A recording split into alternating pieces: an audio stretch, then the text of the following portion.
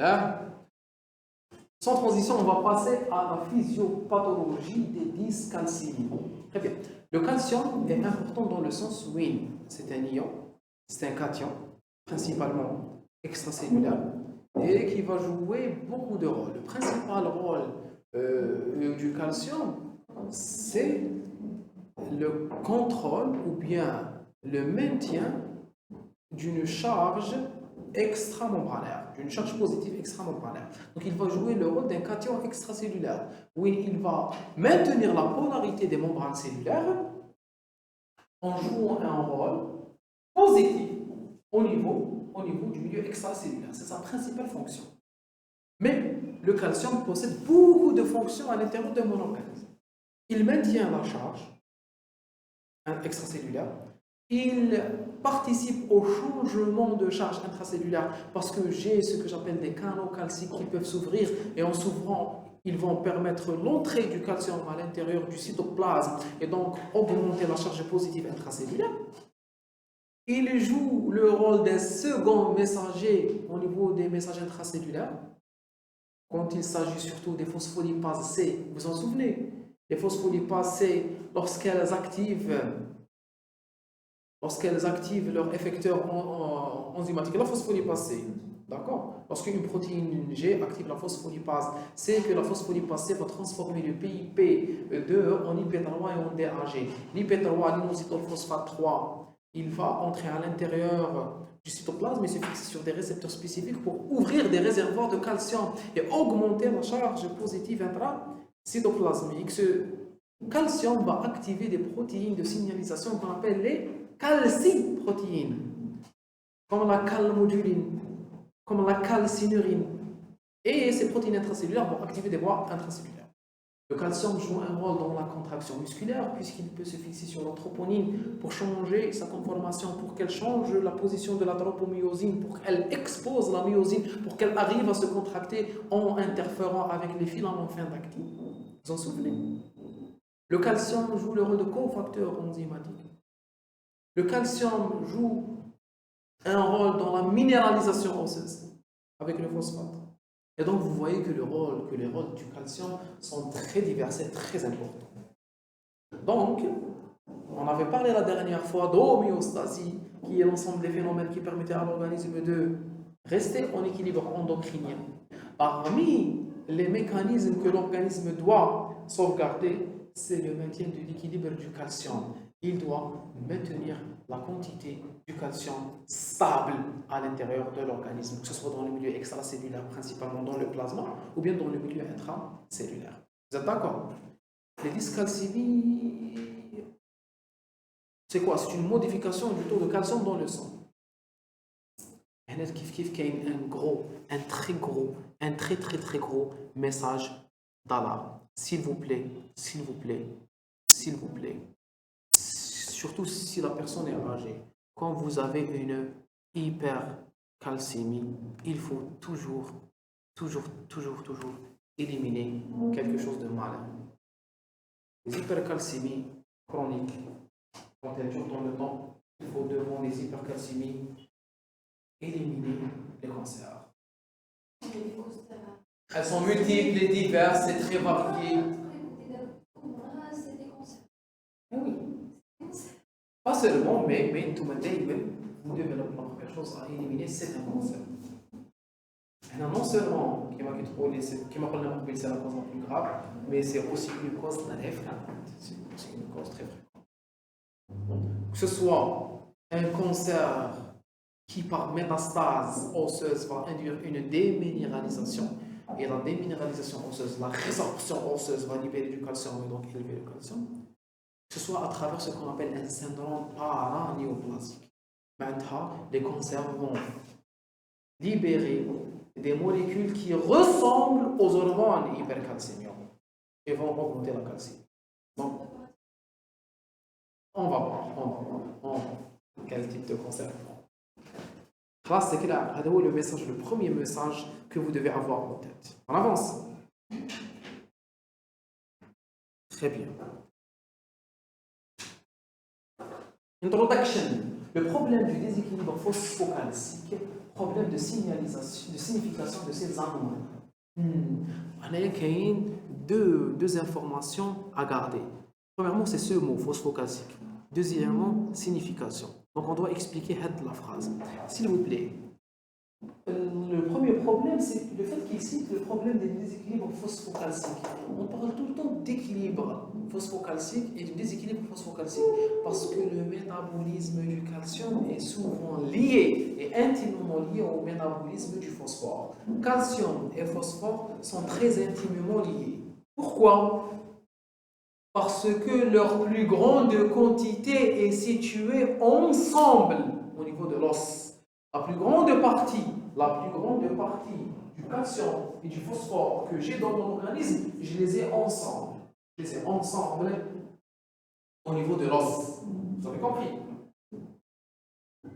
Ce qui fait que les deux hormones, les deux ions, le phosphore et le calcium, sont très souvent contrôlés par les mêmes hormones. Ils sont contrôlés par les mêmes hormones, comme la PDH, parathyroïde hormone, comme la vitamine D, comme les hormones thyroïdiennes, comme les œstroprogestatifs, comme la GH. En général, le phosphore et le calcium sont contrôlés par les mêmes hormones. Ça ne veut pas dire qu'ils sont contrôlés dans le même sens. Je peux avoir une hormone qui augmente la calcémie et diminue la phosphorylamine. Donc, ça ne veut pas dire qu'ils sont contrôlés dans le même sens. L'essentiel, c'est qu'ils sont contrôlés par les mêmes hormones. Par les mêmes hormones. Voilà. La concentration du calcium par la concentration du phosphore est égale à constante. Là? La concentration du calcium Oui. par la concentration du phosphore est égale à constante. Oui. Donc, obligatoirement, l'augmentation du calcium va nous donner une diminution du phosphore. Non, pas nécessairement. Cela dépend de la cause. Il faut toujours commencer par la cause et non pas par la conséquence. D'accord? On va voir. Plutôt le contraire, c'est l'augmentation du phosphore qui induit plus généralement une diminution du calcium. S'il n'y a pas de cause, diminuons le calcium. D'accord? On va voir ça. Alors, est-ce que vous savez c'est lié phosphocalcique? Clair? Deuxièmement, c'est un problème de signification. Qu'est-ce que ça veut dire un problème de signification? C'est que nous devons, lorsque tout en tant que clinicien, en tant que médecin, vous retrouvez face à un déséquilibre phosphocalcique, le principal problème, c'est de trouver la cause, c'est-à-dire le chemin de signification. Peut-être qu'on a une pseudo-hypercalcémie, peut-être qu'on a une hypercalcémie tumorale, peut-être qu'on a une hypercalcémie par résorption osseuse, peut-être qu'on a n'importe quelle cause. Donc, le principal problème, ce n'est pas un problème de traitement. Les dyscalcémies, le traitement il est difficile. Non. La principale difficulté, c'est de trouver la cause, parce que les causes sont très fréquentes. Donc, c'est un problème de signification. D'où vient cette hypercalcémie? Est-ce qu'elle est réelle? Quelle est sa cause? Le traitement, c'est elle. Est-ce que vous avez compris? Ce n'est pas une difficulté thérapeutique, c'est une difficulté diagnostique. Allez-y. Monsieur, l'augmentation qu'on a diminution de calcium, on parle de ionisé ou la... On va voir. C'est le but de notre présence ici. D'accord? On va découvrir tout cela ensemble. L'anomalie phosphocalcique, c'est un indice de gravité d'une pathologie sous-jacente. Donc, regardez où je fais un problème de signification. Donc, devant une dyscalcémie, il faut toujours rechercher la cause qui l'a induite. Il faut toujours rechercher la cause qui a causé cette hypercalcémie ou bien cette hypocalcémie. Là, on avance. Calcium dans l'organisme, c'est le cation le plus abondant de l'organisme. Cation est chargé positif. S'il vous plaît, la calcémie elle est plus basse que la natrémie. C'est le sodium qui est l'ion sanguin le plus présent, qui est l'ion ou le cation plasmatique le plus présent. Pourquoi on nous dit ici que c'est le cation le plus présent de l'organisme? Ce n'est pas le sodium. Vous êtes d'accord que la natrémie est beaucoup plus importante que la calcémie? Extracellulaire. Eh bien, il est en train de parler de tout le calcium. Et je viens de vous dire que la principale partie du calcium de l'organisme, elle est au niveau de l'os. Donc si on prend tout le pool, on appelle ça un pool, tout le pool total du calcium, il est plus important que le pool total de sodium. Classe. Le contenu total en calcium pour un adulte de 70 kg est de 1,3 kg. Vous imaginez, kilo calcium, c'est beaucoup. C'est beaucoup, beaucoup, beaucoup. 99% se trouve dans l'os. 1% se trouve dans les cellules et les tissus. Moins de 0,1%, on le retrouve dans le compartiment extracellulaire. Compartiment extracellulaire, milieu interstitiel, plus plasma. Donc vous voyez, la quantité qui est dans le plasma elle est infime par rapport à la quantité totale de l'organisme. Classe? Très bien. Dans le plasma, le calcium existe sous 3 formes. Une forme liée aux protéines, dont la principale est l'albumine. Pourquoi? Parce que l'albumine est la protéine transporteuse par définition. C'est une macroprotéine trop grosse, de 45 kg Dalton, 45 à 60 kg Dalton, ça dépend de la structure, qui est chargée négativement, l'albumine. Hein? Elle est chargée très négativement, l'albumine. Et donc, elle va attirer tout ce qui est chargé positivement. Le calcium étant chargé positivement, il va se fixer sur l'albumine. Vous êtes d'accord? Pas de question jusque-là. C'est clair, c'est simple. C'est votre cours. Vous avez le droit de poser toutes les questions. D'accord? Une forme complexée a des anions, ou c'est un cation. Donc, il va se lier à des anions. Comme le lactate, le sulfate, le citrate, le phosphate, le bicarbonate, des molécules chargées négatives. Pendant la dernière fois, durant le cours de l'acidocétose diabétique, quand je vous ai écrit la formule de l'osmolarité, je vous avais dit 2 fois Na+.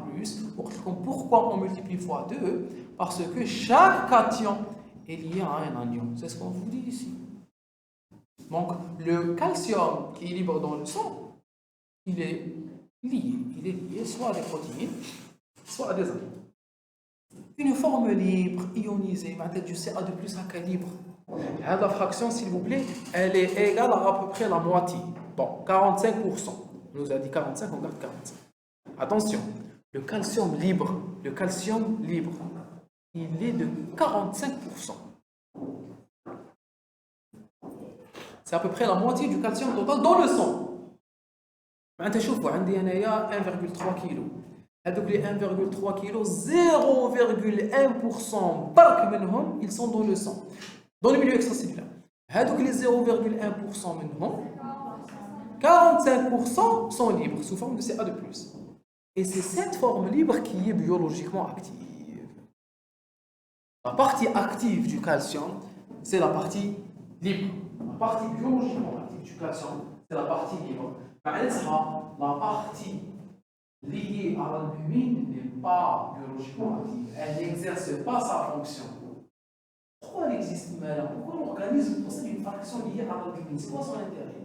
Déplacement.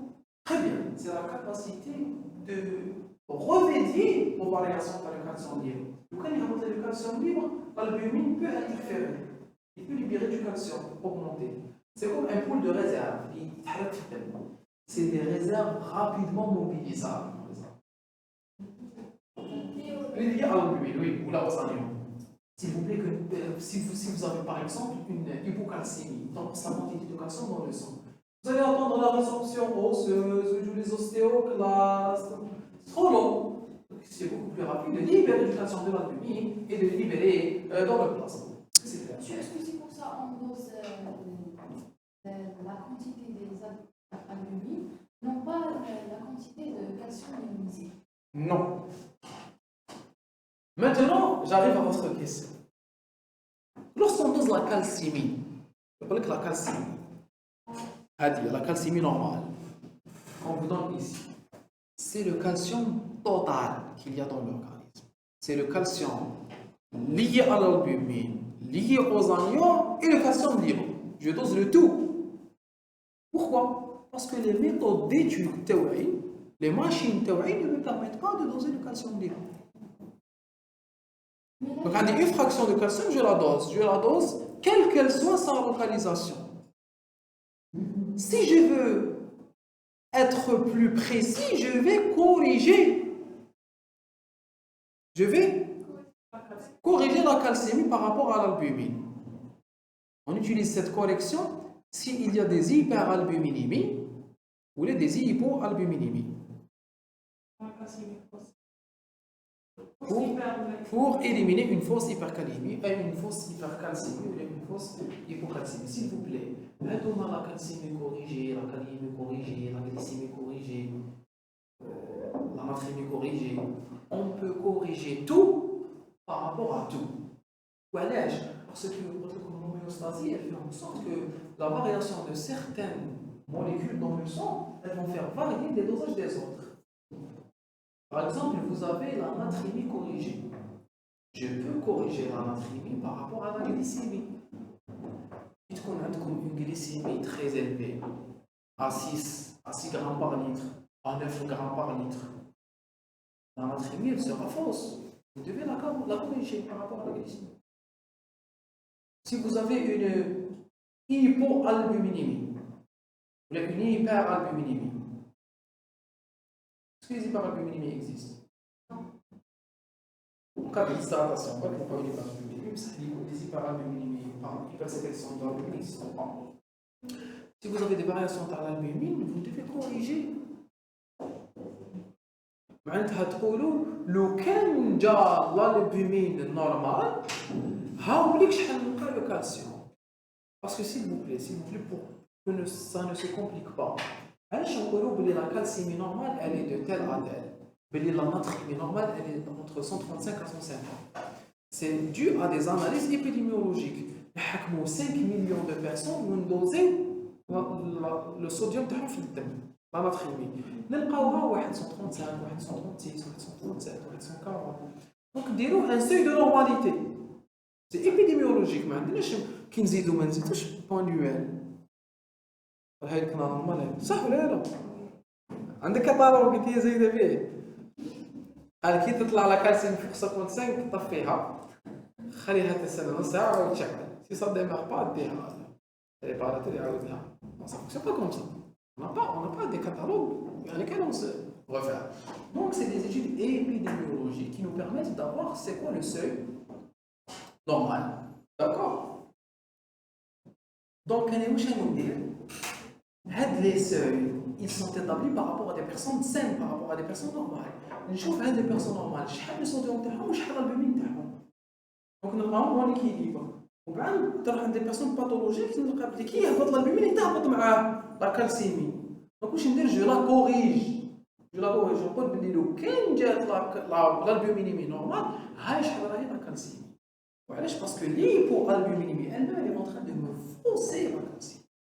Est-ce que vous avez compris? Là bien on corrige la calcémie par rapport à l'albuminémie. Vous êtes d'accord? On avance. Bilan du calcium, bon, très rapidement. Donc, هذوما بصح هاد لي بوين نعاودو نحكوا عليهم ما تقلقوش. Apport alimentaire, apport journalier moyen, qu'on dit à chocolat. Je n'ai pas le droit de citer des marques. Halib, le lait, le yaourt, le fromage, tout ce qui est riche en calcium. Est-ce qu'ils sont vraiment riches en calcium? Haha! Officiellement, je ne sais pas. D'accord, parce que le lait qu'on nous vend, c'est du pipi de chat. Tellement c'est pauvre en poudre. Oui, c'est une poudre qui mélange avec de l'eau. C'est normal. Non, parce qu'ils vont. Oui, يديروا لك يحلبوا لك بقرة كل يوم. Non. ما يقدروش donc ils prennent du lait de vache. Tu vas directement acheter la poudre là. Oui, c'est plus. Oui, vous avez raison. C'est plus safe d'acheter de la poudre. نعم. ما عجبهاش الكوخة. تحب تاع الشكاية. تحب كونديا ولا تاع الشكاية. تبدا en boîte. ولا en sachet. لحظة aussi c'est une marque, pas comme. C'est la première marque qui est apparue dans les années 70 le socialisme في الجزائر. Donc لحظة ça veut dire un instant. حليب لحظة في لحظة. Donc c'est ça l'origine du mot. D'accord. Il y a un shampoing العصفور, Tous les Algériens avaient le même shampoing, même avant. Tous les Algériens buvaient le même jus d'orange. دابا بكري كيبانوا les autres jus اللي يقولوا تزيدي عطيني jus d'orange تاع التفاح. Parce que بكري كان كاين غير jus d'orange. Donc pour lui jus c'est le mot jus d'orange معناتها jus ماشي معناتها jus d'orange. Vous avez compris? Frigidaire, c'est une marque. D'accord? Même le truc de Alex Loubet ici, بطل مو اريال اعطيني مو اريال او c'est une marque. D'accord, donc on a gardé ce problème. Donc ici c'est le lait bon c'est plus safe les apports en calcium تلقاهم في les fromages وفي le lait. هذيك il faut éviter تاني كيصرا ان سكوندال تاع واحد لا مارك فيه واحد الحيوان مكولوري بالاحمر ويضحك.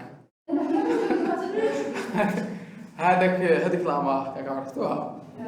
ها هذيك بدلوا et ben ils ont pour garder le prix ils ont transformé de fromage en préparation fromagère. C'est un scandale parce que la société Hadik c'est une société qui se vaut. راحوا يديروا des préparations fromagères. Préparation fromagère maintenant le taux de constituants de bons constituants est très basse. Maintenant j'ai arrêté d'acheter Hadik la marque parce que c'est très grave tout l'état de préparation fromagère.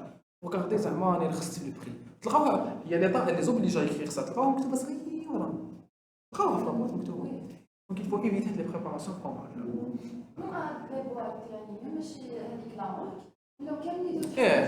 يديروا des préparations fromagères. C'est rare وين je pense واحد لا مارك واحده اخرى مازالت خضراء وزرقاء elle évoque l'origine des Algériens. D'accord, هذيك مازالت fromage. عرفتوها؟ Hi. Donc, la source principale de calcium, c'est les produits laitiers. Où il faut aussi qu'il y ait un moyen, il faut diversifier les eaux minérales et les charbons. Je dis la même eau. Plus il faut vous diversifier ça, vous avez des apports ioniques diversifiés. Comme هذيك pH تاعها 740 par exemple, vérifiez. pH تاعها 740, هذه pH تاعها 730 je pense, d'accord. Donc il faut diversifier. Non, le pH. Là, je m'intéresse surtout au pH, mais il faut. Eh bien, on a dit que 740. Oh, c'est bien. Essentiel. Donc voilà, il faut diversifier parce que leur contenu en ion est différent. Le minimum quotidien requis chez l'adulte il est de 400 à 500 mg. Ce besoin est plus important dans certaines circonstances, en dehors de la croissance. Bon, la croissance, entre parenthèses, en dehors de la croissance, parce que la croissance, c'est une situation claire où il faut augmenter les apports en calcium. C'est clair, tout le monde le sait. Même en dehors de la croissance, il y a certaines situations où on doit augmenter les apports, surtout la grossesse. Parce que la maman, elle doit obligatoirement apporter du calcium à son fœtus. Les mamans, à un certain âge, ça remet une déminéralisation osseuse, ils doivent se d'accord. Parce qu'elle a passé toute sa vie à donner son calcium à son enfant. Grossesse, allaitement, en post-ménopause. Post-ménopause, pourquoi? Parce qu'il y a la fameuse ostéoporose. Le déficit en œstrogène va provoquer une déminéralisation osseuse et une perte de calcium. Et bien je suis en train de diminuer le calcium de l'organisme. Et même lorsqu'il s'arrête lui-même, c'est une forme de réserve de calcium que je suis en train de perdre. Les femmes ménopausées de mon entourage, je n'ai ce vitamine D. Parce que la vitamine D naturelle, elle est à 0. Pas à 0, mais elles sont en carence. D'accord. Même vous, je vous conseille de prendre la vitamine D. Prenez une gélule de 50 000 une fois par mois. Ça vous fera du bien. Oui, mais t'as fait bizarre. On doit avec l'ampoule, t'as 200 000 une fois par 6 mois. Ou il a 50 000 les gélules. En cas de carence, c'est possible de prendre fréquemment. Il faut toucher ça avec les gélules t'as 1000 une fois par jour. 15 jours. هذيك تاع 15 jours si vous prenez un traitement, une dose de charge, تماك اللي تاخدي هذيك لابواط تاع واحد لا مارك جايه صفراء واسمها يشبه لو سوليي، هذيك فيها 8 جيلول تاع 50 ميل، يقول لك خذي واحده كل 15 جور. هذيك سي اون كور دون كور، بصح با اون لون كور. faut pas prendre ça toute sa vie. Si vous voulez en prendre toute votre vie, prenez une gélule de 50 000 par mois, pas par semaine, pas par 15 jours. Moi j'ai une carence de vitamine D, je l'ai à 8. Et le médecin, il m'a donné des comprimés 4 par jour. شحال تاع 1000. Et il faut voir la posologie. Tu vous envoyer la photo de la Bien sûr, oui. Je vais vous donner, je vais vous prescrire la posologie, d'accord? Donc il faut faire attention parce qu'on peut avoir des hypervitaminoses D, une intoxication à la vitamine D. C'est très rare, mais ça peut tuer. Très bien. Ce besoin est plus important dans certaines circonstances qu'on a la grossesse, allaitement et en post-ménopause. Absorption intestinale, chez le sujet normal, 20 à 40% est absorbé, le reste dans les matières fécales. D'accord? Siège de l'absorption, il est surtout duodénal. On peut le flux duodénal ou la première partie du jéjunum. Et un peu le côlon. Des facteurs hormonaux et diététiques contrôlent et modifient l'absorption. C'est clair, après. Donc, je vois les hormones qui vont contrôler cette absorption. Après, très rapidement. Facteur diminuant l'absorption intestinale de calcium. Ce qui va diminuer l'absorption. Qu'est-ce qu'on a? Certains constituants de l'alimentation, les triglycérides, vont diminuer l'absorption du calcium parce qu'ils vont interférer avec son absorption. Les triglycérides sont lipophiles, hydrophobes, donc ils vont empêcher le passage de calcium. D'accord? Vous êtes d'accord? Tout ce qui est graisse, il va aider à l'absorption des graisses et rendre difficile l'absorption des molécules hydrosolubles. Quand vous prenez les vitamines A, D, E, K, lipophiles, il vaut mieux les prendre avec des lipides. Parce qu'ils doublent les lipides ou ils t'absorbent. C'est très faux de demander aux patients de prendre la vitamine D. C'est faux. Il faut prendre la vitamine D après le repas. Mais ils t'absorbent les lipides. Parce que la vitamine D est une hormone, est une vitamine liposoluble. Ça, il faut toujours préférer prendre avec le repas. Très bien, donc triglycérides, magnésium et cuivre. Magnésium et cuivre parce qu'ils sont chargés positivement. Magnésium, Mg 2+. Cuivre, Cu 2+. Donc il y aura une compétition. Ils vont gêner le passage vers le calcium. D'accord? Est-ce que vous êtes d'accord? Oui. Si vous prenez une cure de magnésium. Ok, vous avez fait magnésium. La marque. اسمها additiva. Ok, بزاف ياخذوا des cures تاع magnésium, donc ça gêne l'absorption de calcium. On avance. Apport excessif en phosphate, les personnes qui prennent beaucoup de phosphate. Pourquoi? Parce que le calcium se dépose dans les phosphates qui me flossent. De mes de phosphore et on le calcium. Parce que le phosphate c'est un chélateur de calcium. Où il le phosphate va se lier au calcium et se déposer. Donc le phosphate va se lier au calcium et empêcher l'absorption du calcium. Il va se le fixer dans l'intestin. Les hormones, la calcitonine qui est une hormone synthétisée par les cellules claires ou les cellules médullaires de la thyroïde, qui est hypocalcémiante. Donc, la calcitonine, je vais faire ça parce que comme je dis l'hormone. La calcitonine, qu'est-ce qu'elle va se dire? La calcitonine va dire mon but c'est de diminuer la quantité de calcium dans le plasma. Donc, elle va s'opposer à tous les mécanismes qui vont augmenter le calcium dans le plasma. Faire comme la calcitonine, elle active ou bien elle inhibe la résorption osseuse. Elle inhibe la résorption osseuse. La calcitonine va empêcher la résorption osseuse. La calcitonine va empêcher aussi l'absorption du calcium au niveau intestinal. Donc elle va s'opposer à tous les mécanismes qui augmentent la calcémie. Somatostatine, elle inhibe tout.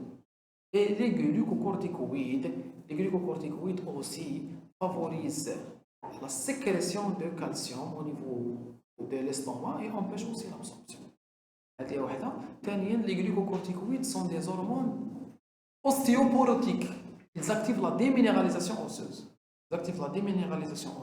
Donc à long terme, la prise prolongée de corticoïdes va diminuer les réserves en calcium. Les corticoïdes هشاشة العظام. Sont ostéoporotiques. Les corticoïdes. Ils activent la déminéralisation osseuse. Donc, ils diminuent les réserves de l'organisme en calcium. Donc, c'est les facteurs qui diminuent l'absorption intestinale. Les facteurs qui augmentent l'absorption intestinale, ben, c'est la vitamine D. Vitamine D. Un autre effet secondaire, il est exercé par la PTH, la GH et la prolactine. Ben, la parathormone, son but, c'est d'augmenter la calcémie. Donc, elle va stimuler tout ce qui augmente la calcémie et inhiber tout ce qui diminue la calcémie. Donc, elle va augmenter l'absorption intestinale de calcium par la parathormone. Mais en même temps, elle va... Je dis la résorption osseuse, la parathormone. La parathormone active la résorption osseuse. Calcium, par résorption. Attention! La parathormone active la résorption osseuse. Parce que le but d'Aha, c'est d'augmenter la calcémie, quelle que soit la source du calcium. Donc, que ce soit du l'intestin ou l'os, elle s'en fout. L'essentiel, c'est la calcémie. Donc, elle va activer la résorption osseuse, en même temps activer l'absorption intestinale. Ça, par contre, la vitamine D, le but d'Aha, c'est d'augmenter la minéralisation osseuse. Donc, on peut appeler la vitamine D active l'absorption intestinale de calcium, mais elle va activer la minéralisation osseuse, pas la déminéralisation. Sauf en cas d'excès. L'hypervitaminose D, l'augmentation excessive de vitamine D, elle va activer la déminéralisation osseuse.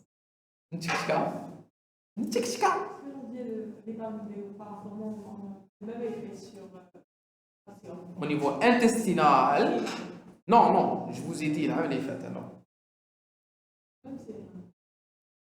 Bon, ce que je crois, mais la vitamine D et la PTH régulent le phosphore et le calcium de la même façon au niveau intestinal et de façon contraire au niveau rénal. Donc la vitamine D active l'absorption intestinale de vitamine D et active l'absorption en phosphate au niveau intestinal. La vitamine D contrôle surtout l'intestin. La parathormone contrôle surtout au niveau des reins. Elle active la réabsorption de calcium au niveau du tube contourné distal et elle inhibe la réabsorption de phosphate au niveau du tube contourné proximal. La vitamine D active l'absorption de calcium et de phosphate au niveau de l'intestin. La PTH active l'absorption de calcium au niveau du TCD et inhibe la réabsorption de phosphate au niveau du tube contourné proximal TCP. Il doit vous accompagner durant toute votre vie. C'est plus clair faire un score. Un dernier détail, s'il vous plaît, si vous permettez. Monsieur, la PTH active la vitamine D. La vitamine D active sa sécrétion. La PTH active la vitamine D. On a fait l'année passée. Ah, je fais dit. Très bien. Mon shérif, au lieu de doser la vitamine D, c'est mieux de doser la PTH. Oui, si vous voulez. C'est la PTH active la vitamine D. Vous dites que la vitamine D inhibe la PTH. C'est bien. La vitamine D inhibe la PTH. Why does PTH do that and why does vitamine D do that? Pourquoi la PTH active la vitamine D? Parce que قلت لكم لازم ديما نديروا في راسكم le but final de l'hormone. La PTH, c'est quoi son but? C'est d'augmenter la calcémie. La vitamine D augmente la calcémie ou la? Oui, parce qu'elle augmente l'absorption. La PTH active la vitamine D. La vitamine D, c'est quoi son but? C'est d'augmenter la minéralisation osseuse. La PTH, est-ce qu'elle augmente la minéralisation osseuse ou la diminue? La PTH diminue la minéralisation osseuse. Donc la vitamine D diminue. Où est les hormones, elles sont logiques. Oui. Classe, j'ai répondu à votre question. Sur. Ils ont même effet sur l'intestin. Ou l'effet contraire fleur. Hein. Je viens de le dire.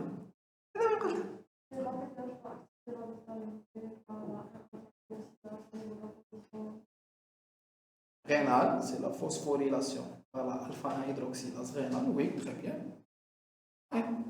Oui, c'est l'effet cellulaire. Oui, je suis d'accord. Très bien, très bien, très bien.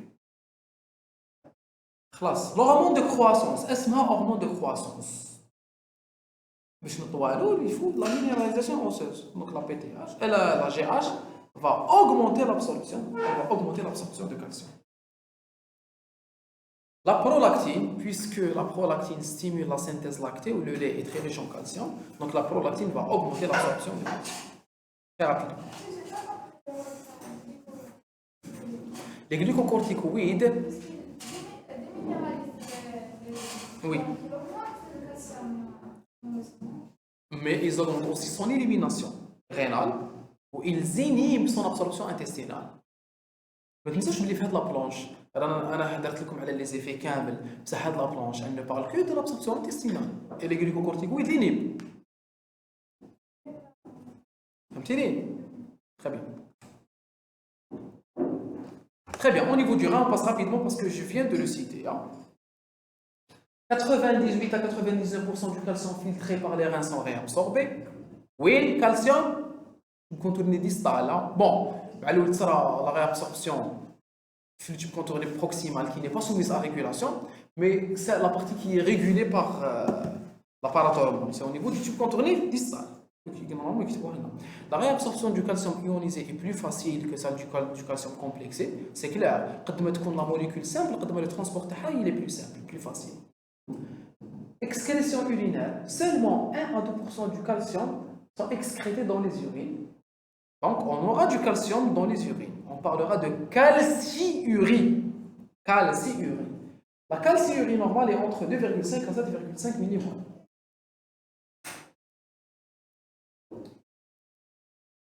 Cette variation importante de la calciurie, le seuil il est important. Mais c'est normal. Parce qu'elle est très dépendante des facteurs sous lesquels vit l'organisme. Le seuil est 3 normal, 4 normal, 5 normal, 6 normal. Parce qu'elle est très influencée par les variations physiologiques. Elle a un grand seuil. La calciurie, elle est égale à 20 à 25% du calcium fécal. Le calcium qu'on retrouve dans les selles, dans les déchets solides, sont 4 à 5 fois plus importants que ceux qu'on retrouve dans les urines. Voilà, parce que ceux qu'on retrouve dans les selles, c'est la partie non absorbée. Absorbée, alors que هذه اللي دخلت في l'organisme وعاودت خرجت. Elle sera plus petite. Et non, c'est du bon sens. Bilan du calcium, rapidement. Les facteurs qui diminuent l'excrétion urinaire de calcium. PTH, parce qu'elle augmente la réabsorption au niveau du tube contourné distal, vous êtes d'accord? Hypovolémie, why? Lorsqu'il y a hypovolémie, il y a insuffisance rénale fonctionnelle. Le flux, la quantité de sang qui arrive vers le rein diminue. Donc la pression hydrostatique diminue. Donc la quantité filtrée diminue. Donc la quantité éliminée diminue. On est en train de parler des facteurs qui diminuent l'élimination. Supposons que tu les vaisseaux les reins. Vous êtes en train d'empêcher les molécules de quitter l'organisme. Lorsque vous avez une insuffisance rénale ou une hypovolémie, تنقص la quantité de sang dans l'organisme. Donc le DFG, le débit sanguin rénal va diminuer. Ou le DPG, le débit DPR, le débit plasmatique rénal va diminuer. La quantité de sang qui va arriver vers le rein, elle va diminuer. Donc le DFG, le débit de filtration glomérulaire, va diminuer. Donc la fraction filtrée va diminuer. أنا كيكون عندي بزاف الماء ويصدم على le rein. تفلتر أكثر. وكيتلحقوا غير شوية يتفلتر أكثر. C'est clair. Rapidement pour avoir assez de temps. PTH hypovolémie alcalose métabolique. Pourquoi une alcalose? Qu'est-ce qui se passe? J'ai une diminution de H. J'ai une diminution de H+. On a des réserves de H+ au niveau de mon sang. Là, on a le H+. je vais libérer le H+ de l'albumine. Je vais libérer le H+ de l'albumine. J'ai besoin de H+, je suis en alcalose, j'ai un manque, j'ai une carence en H+. Je vais à l'albumine, mobilise-moi tes réserves en H+. Je vais faire sortir le H+ de l'albumine. Où l'albumine, toute la charge négative de l'albumine. La charge négative de l'albumine va augmenter. Donc il va attirer plus de calcium.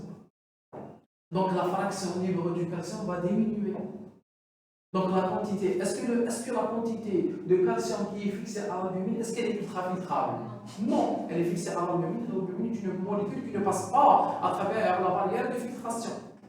Donc alcalose, diminution du H+, il va être libéré de l'albumine, augmentation de la charge négative de l'albumine, l'albumine va attirer plus de calcium, la fraction liée à l'albumine va augmenter, donc quelle extraction va diminuer.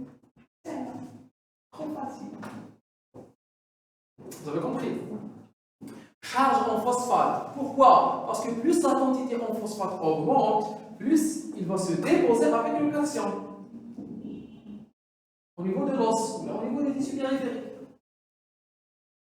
Ça coule là. Et donc la quantité éliminée va diminuer. Parce que la quantité libre a diminué. Administration prolongée des diurétiques thiazéniques. Les diurétiques thiazéniques, ce sont des diurétiques qui vont favoriser l'élimination de Na+ et de Cl-, et on dit qu'ils sont épargnateurs de calcium. La prise prolongée de diurétiques thiazéniques va inhiber le transport rénal de calcium. C'est les inhibiteurs des transporteurs rénal de calcium. Je vous explique le pourquoi. Vous avez compris les détails des diurétiques thiazéniques? Parce que les thiazéniques inhibent, c'est des inhibiteurs des transporteurs calciques. Vous m'avez dit tyrocalcitonine. Vous m'avez dit? Tyrocalcitonine. Non, tyrocalcitonine, c'est la calcitonine. Elle est hypocalcémiante. La calcitonine, la tyrocalcitonine. Il y a la calcitonine. Et elle est hypocalcémiante. Elle augmente la minéralisation ou elle diminue l'absorption intestinale. C'est pas la même chose. Diurétique, c'est des traitements anti-hypertenseurs. Les chapeaux, les patients, ils boulent بزاف. Diurétique, il augmente la diurèse. وعلاش نديروا les hypertendus؟ باش ينقص الماء. Ils font beaucoup pipi. ينقص le volume في le sang. Donc ينقص la tension. D'accord? Administration aiguë de vitamine D. Puisque la aiguë est importante. Aiguë maintenant, rapidement. La vitamine D, elle va augmenter l'absorption intestinale ou diminuer l'élimination rénale. La vitamine le calcium, puisqu'il augmente la minéralisation osseuse. Là, ce qui fait tout comme des facteurs, ce qui tend à préserver le calcium. Le cas, je fais le contraire, ce qui tend à éliminer le calcium. La calcitonine. La calcitonine, comme elle est hypocalcémiante, donc elle va activer tout ce qui diminue la calcémie. Elle va augmenter le dépôt flosse, elle va diminuer l'absorption intestinale, elle va augmenter l'élimination rénale. L'essentiel des mécanismes, ils vont diminuer la calcémie. Alors, وين تحبي الكالسيوم ولا روح وين تحبي الكالسيوم l'essentiel ما تبقاش في الدم. La vitamine D et le pH, ils n'ont pas un effet contraire au niveau du rein? Non, ils ont un effet contraire qui se manifeste le phosphore. Chez le calcium. D'accord. C'est clair? C'est clair pour la calcitonine. L'hypervolémie, l'hypervolémie c'est le contraire. يطلع الفوليوم عكس كده في الكامل. دونك قد ما تزيد لا فوليمي تزيد ليكسون فيرال تزيد دي فلتراسيون فيرال تزيد دي فلتراسيون تروفيرال دونك il y aura une augmentation. Hypercalcémie, باينه قد ما يزيد لو كالسيوم في السون fois son taux éliminé va augmenter. Hypermagnésémie, pourquoi? Parce que le magnésium a la même charge, il a la même charge que le calcium. Donc, quand j'utilise les différents phénomènes, la réabsorption du magnésium, d'accord, je vais occuper l'organisme par le magnésium et il va délaisser le calcium. Au lieu de réabsorber le calcium, je vais réabsorber le magnésium et je vais laisser le calcium. Au lieu de donner un transporteur, au lieu d'exprimer un transporteur de calcium, je vais exprimer un transporteur de magnésium. Donc la présence de magnésium ne sera ici par magnésémie sont hypocalcémiantes. Parce que ces deux ions pour l'organisme, c'est deux ions compétiteurs qui sont des rivaux. Au lieu de mobiliser des transporteurs de calcium, je vais mobiliser des transporteurs de magnésium. Au niveau rénal, au niveau intestinal, vous avez compris. Donc, je vais réabsorber le magnésium. La présence elle-même du magnésium va faire en sorte que l'organisme diminue le nombre de transporteurs de calcium. Pour justement exprimer des transporteurs de magnésium, je vais réabsorber le magnésium et laisser plus de quantité de calcium. L'hypermagnésémie peut être dangereuse. L'hypermagnésémie, oui. Mais c'est une intoxication en magnésium. Il faut prendre une dose très importante. Très bien. L'acidose métabolique. Là, c'est le contraire. J'ai beaucoup de H+. Le H+ va se fixer là. Vous savez, la loi de la pharmacie, de la chimie pharmaceutique, c'est quoi? Elle s'appelle la loi d'action de masse. Plus une molécule est quantitativement importante, plus elle va exercer par son nombre une pression avec le récepteur ou le transporteur. Je vous explique. Si on a une molécule d'albumine, elle fixe des calcium, on a des H+, des milliers de H+, je dis très tellement qu'il y a H+, le H+, il est tellement important, il va chasser le calcium de l'albumine et prendre sa place. Tellement qu'il y a de H+, l'organisme on dit des H+ libres qui peuvent être dangereux. Non mais ça donc, tellement j'ai des H+, l'organisme va essayer de se protéger contre les ennemis, je crée des H+ libres. Donc j'ai des fixés dans l'albumine. Pour pouvoir les fixer, il doit avoir des places libres. Donc j'ai va libérer du calcium. Le calcium peut être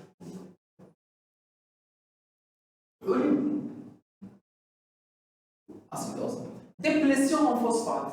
Tant qu'on la quantité de phosphate, tant qu'on la quantité de phosphate pouvant fixer le calcium. Donc le calcium n'aura pas des molécules de phosphate sur lesquelles il va se fixer. Il va rester libre et donc il va aller. Il aura plus de chances à être éliminé que l'autre. Ça fait comment? Je suis sûr. Ah bon?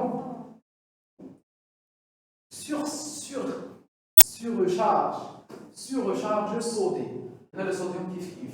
C'est comme l'acidose, c'est par rapport à l'albumine. D'accord? Ils ont une charge, le sodium a une charge positive, il va occuper l'albumine, il va prendre la place du calcium, le calcium va être libéré, donc il va être éliminé au niveau. Est-ce que vous avez compris? Est-ce que c'était moins clair? Est-ce que c'est devenu plus clair? C'est devenu plus clair? C'est devenu plus clair? Très bien. J'ai un problème de prononciation parce que j'ai une luxation au début. À cause du nom de sagesse, je pense. عندي la mâchoire ملوجة. Crac. Encore un peu comment? C'est à vous. J'ai ça depuis 2 ans. Stress. Est-ce que je parais stressé? أنا ben stressé.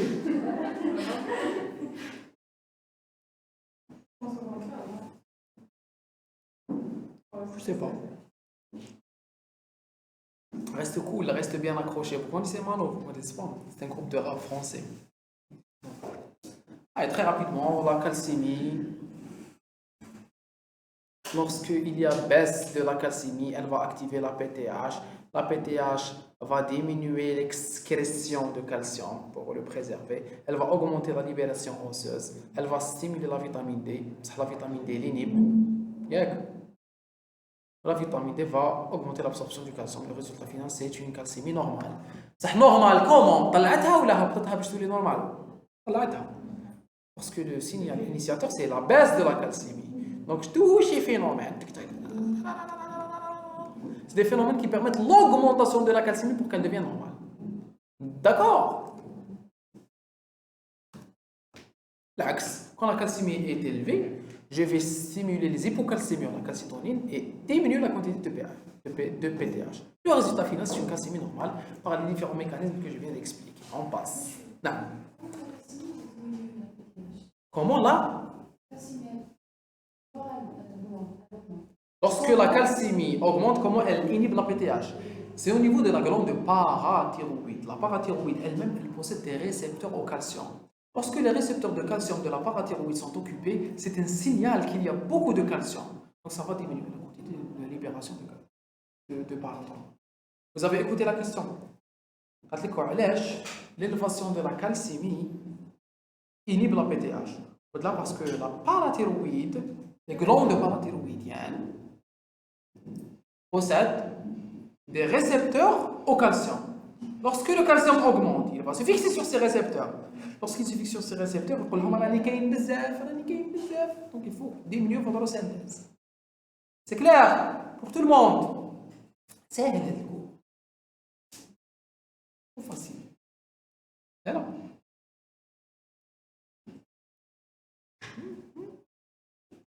ميتينغ سهلة. حبوبك يصعبوا هنا. صعيبة على تكملتين. Des fois, c'est des moments. Oui.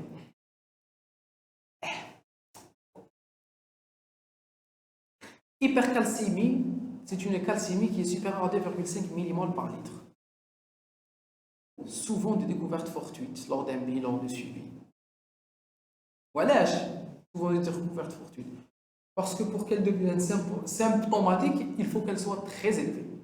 Donc on la découvre le plus souvent avant que les signes cliniques n'apparaissent. Calcémie supérieure à 3 mmol, elle commence à être mal tolérée. Lorsqu'elle est élevée à plus 3,5 mmol, le pronostic vital est engagé. Maintenant, je commence à avoir des troubles du rythme cardiaque, des troubles respiratoires, où ça me met en danger. S'il vous plaît, vous savez comment faire les seuils?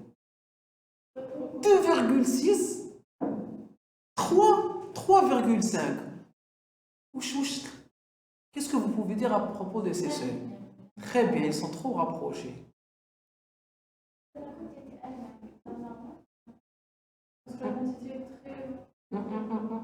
Qui peut me dire pourquoi? Pourquoi les seuils sont si rapprochés ou les manifestations asymptomatiques, symptomatiques, mal tolérées ou le mot?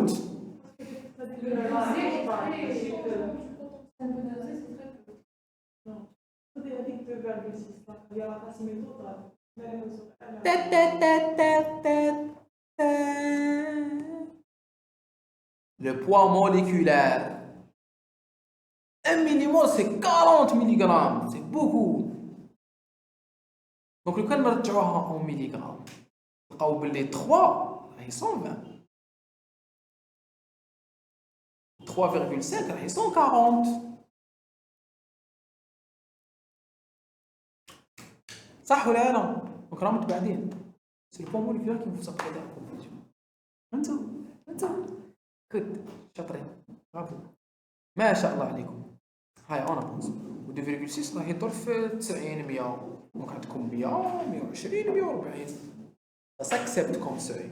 فهمتوني؟ Très bien, très bien, très bien.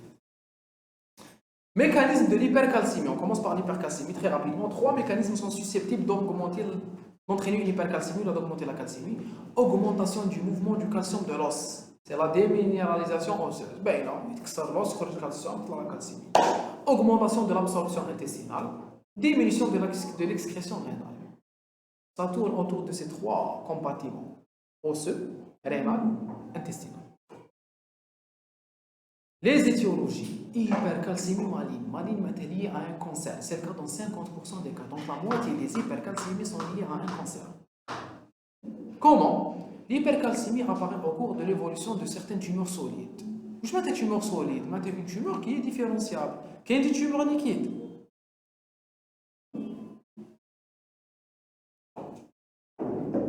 Les leucémies, cancer du sang. Quand ça touche la moelle, les cellules cancéreuses ne sont pas agrégées, mais elles sont libres dans le sang. Le plus souvent, ce sont les tumeurs du sein, les tumeurs des branches, Les tumeurs du rein, attention, plus rarement cancer ORL, cancer de l'œsophage, cancer de l'utérus, utérin بالAS, parce que ça peut être cancer de l'endomètre, ça peut être un sarcome, ça peut être... Les hémopathies, comme le myélome multiple ou les lymphomes. S'il vous plaît, les différents cancers, soit ils envahissent l'os, les cancers ostéophiles, il y a le cancer du sein, il y a le cancer de la prostate, les cancers ostéophiles ils peuvent être ostéocondensants comme ils peuvent être ostéolytiques. Ostéocondensants, ils يبسوا l'os. Ostéolytiques, ils cassent l'os. Quand ils sont ostéolytiques, ils vont provoquer la destruction de l'os, une hypercalcémie. Donc, quand il y a une hypercalcémie, il faut chercher un cancer. C'est le premier mécanisme. Ostéolytique, qui met le myélome multiple ou la maladie de colère ou les lymphomes, puisque les lymphomes ils peuvent attaquer la médulaire ou la synthèse des cellules sanguines. C'est au niveau de la médulaire de l'os. Donc les cancers du sang, les leucémies, les lymphomes, les myélomes, ils vont attaquer l'os parce que l'intérieur il contient un environnement qu'ils connaissent. Donc ils doivent casser l'os. C'est pas ostéolyse. Le myélome multiple est caractérisé par des géodes, des lacunes géantes. Généralement, il fait une fracture pathologique. واحد زعما عجوزه في عمرها 70 سنه وتمشي هكذايا يسيبها كسر. petit traumatisme يدير لها fracture. Une fracture pathologique. On doit rechercher un cancer. Donc, le premier mécanisme, c'est l'ostéolyse par envahissement. C'est des métastases, deuxième mécanisme, c'est le syndrome paranéoplasique. Il y a des cancers et sécurité la PTH. Sécurité des hormones qui ressemblent aux hormones dégradantes de l'os. D'accord? Pas seulement, hein. Généralement, c'est le cancer pulmonaire. D'accord? Cancer pulmonaire, ça donne ça. Cancer du côlon, tout peut donner ça. Donc la première cause, c'est les cancers, c'est les tumeurs malignes. Donc la deuxième cause, c'est les hyperparathyroïdies primaires. Pourquoi primaire? Parce que les hyperparathyroïdies, il y en a plusieurs. Il y a une hyperparathyroïdie primaire, il y a une hyperparathyroïdie secondaire. L'hyperparathyroïdie secondaire, c'est quoi? C'est une hyperparathyroïdie qui est due à une hypocalcémie. Le calcium طلع la parathyroïde. هنايا ما تقدرش تكون hyperparathyroïdie secondaire، لازم تكون primaire. علاش؟ parce que راه يطلع لي في الكالسيوم. Je n'ai pas un calcium bas qui est en train d'exercer un feedback positif sur la parathyroïde. J'ai une parathyroïde qui est elle malade, qui est en train de sécréter des parathyroïdes hormones plus qu'il ne faut, qui sont en train d'augmenter la calcémie. Donc la calcémie, elle subit la parathyroïde, elle n'agit pas sur elle. Est-ce que vous avez compris? Sur l'hyperparathyroïdie secondaire. Le primum movens en médecine, le primum movens, c'est la première anomalie qui induit le reste. L'hypoparathyroïdie secondaire, le primum movens, c'est quoi? C'est la diminution du calcium, stimuler la parathyroïde, hop, il en une tumeur, un adénome. اللي جات ديال الكالسيوم اللي راهو هابط وبعدين جو في شيرشي لا كوز تاع الهيبوكالسيمي. هنايا لا الاصل البريمو موفنس اصل المشكل هو انه لا باراثيرويد اي مالاد elle commence à sécréter des PTH plus qu'il ne faut. تطلع لي لا كالسيمي. فهمتوني؟ فهمتوا؟ vous avez compris.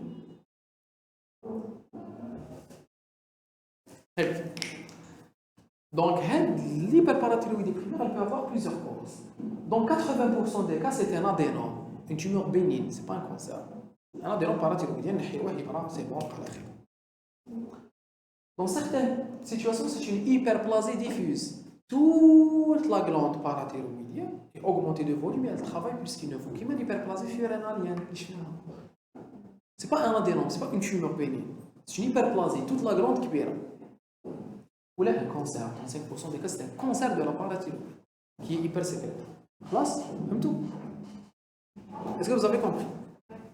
Les différentes manifestations, elles vont induire une augmentation dans la synthèse des hormones par PTH qui va augmenter la calcémie. Très bien. Autre étiologie qui cause les hypercalcémies, augmentation du calcium. Les granulomatoses ou les maladies granulomateuses, comme la sarcoïdose, comme la tuberculose, comme l'histoplasmose. Les maladies. Sarcoïdose, c'est une maladie auto-immune. Oui. Tuberculose, c'est une maladie infectieuse. Histoplasmose, c'est une maladie parasitaire qui est due à un parasite qui s'appelle Histoplasma capsulatum. C'est quoi le point commun entre ces différentes pathologies? C'est la synthèse d'un granulome. Histologie. Un granulome, c'est quoi? C'est un agrégat de cellules de l'inflammation concernée, qui peuvent être bactériens, qui peuvent être des corps étrangers, qui peuvent être auto-immunes. L'essentiel, il y a une agrégation de cellules immunitaires qui vont prendre un aspect. Avec l'aspect, c'est la présence de cellules épithéloïdes et la présence de cellules géantes, qui sont les résultats de la fusion de macrophages. Donc on dira que c'est un granulome inflammatoire épithéliogigantocellulaire. Épithéliogigantocellulaire. معناتها فيه des cellules épithéloïdes وفيه des cellules géantes. هذا الجرانيولوم نعيطوا له لو جرانيولوم tuberculoïde. معناتها يشبه تاع لا tuberculose. من بين هاد الجرانيولوم tuberculoïde إذا لقينا لا nécrose caseuse نعيطوا له granulome tuberculeux. Donc il faut faire la différence entre un granulome tuberculeux et un granulome tuberculoïde. Parce que la nécrose caseuse est pathognomique de la tuberculose. Why? C'est quoi le rapport entre ces maladies et l'hypercalcémie?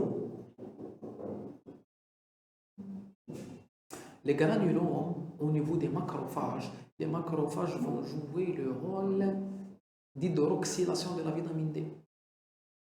Les macrophages des granulomes possèdent des enzymes alpha-1 hydroxylase. Donc ils vont synthétiser, ils vont participer à la synthèse de la vitamine D. Ils vont réaliser la deuxième hydroxylation de la vitamine D.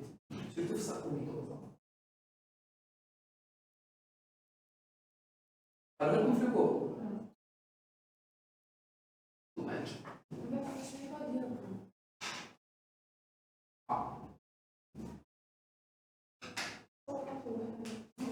Et de l'autre, ça c'est intelligent. C'est bien. Donc, comme je vous disais, est-ce qu'elle est dans l'entrée? Ça c'est bien. Vous avez il a fait le chien en d'accord? Alors enregistrez l'heure, 1h 2 minutes. Je me dis, c'était au chien. Bravo.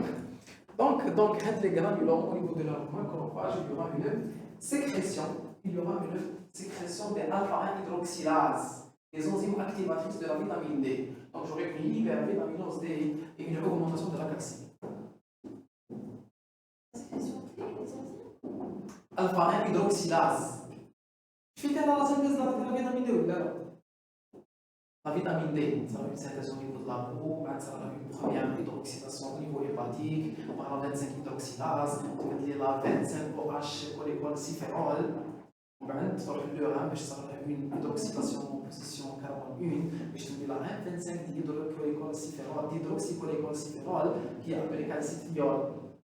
Donc, la deuxième enzyme qui est responsable de l'hydroxylation en position 1, la alpha-1 hydroxylase. Elle est normalement rénale. Les granulomes, ils vont la libérer. Pour la physiologie, la hypercalcémie, PTH dépendant, PTH indépendant, la hyperthyroïdisme de l'adénome, ou syndrome paranéoplasie, elle va sécréter la PTH. Oui. C'est notre organisation, ça mettra un gauche alto, donc ne vous inquiétez pas. Elle a très bien de excès de la vitamine, excès de vitamine D, j'en prends beaucoup de vitamine D. Hyperthyroïdie, L'excès des hormones thyroïdiennes entraîne une augmentation de la résorption osseuse. Et comme les hormones thyroïdiennes sont ostéolytiques, elles vont augmenter la résorption osseuse et donc augmenter la calcémie. Néphropathie, insuffisance rénale aiguë et insuffisance rénale chronique. Chronique, je suis un petit peu. Le double aigu, s'il vous plaît. En général, quand on a une insuffisance rénale, c'est qu'on est incapable d'éliminer les ions, les molécules. Je suis incapable d'éliminer le calcium, ça donne la calcémie. Vous voyez, quand le rein est incapable d'éliminer le calcium, la calcémie va augmenter. C'est du bon sens. L'insuffisance rénale chronique, il faut faire attention. Parce que je peux dire qu'au cours d'une insuffisance rénale chronique, j'ai une incapacité à éliminer. Le calcium, donc j'aurai une hypercalcémie. Oui, c'est possible. Mais il faut savoir que l'insuffisance rénale chronique peut être citée avec les causes d'hypocalcémie. L'insuffisance rénale chronique peut être une cause d'hypocalcémie. Pourquoi? Parce qu'au cours d'une insuffisance rénale chronique, j'ai une atrophie rénale. Atrophie rénale, quand j'ai une atrophie rénale, j'ai une diminution de la capacité de synthèse de l'enzyme alpha-1 hydroxylase. Donc j'ai une hypovitaminose D. Donc tu me dis une hypocalcémie.